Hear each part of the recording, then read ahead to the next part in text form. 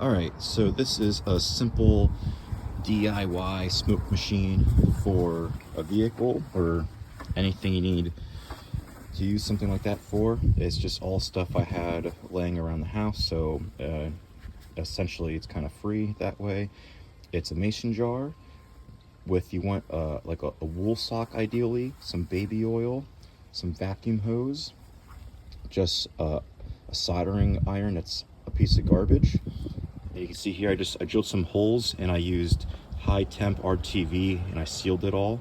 Now on the one side hose here, you just have an air compressor line with the air gun, and you just need a slight squeeze of air, not much. And then you have your out hose, which for me it's going in a throttle body here.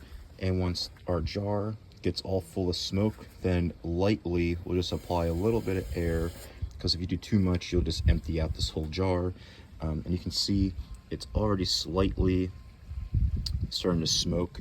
You don't want to use a dry sock or anything, or any type of a material, because it could just catch on fire. With doing the baby oil, it just really helps it smoke.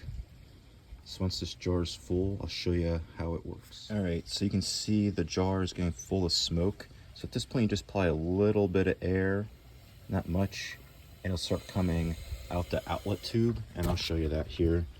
I'll pull the tube out and see if I can hold my phone and all this stuff at the same time.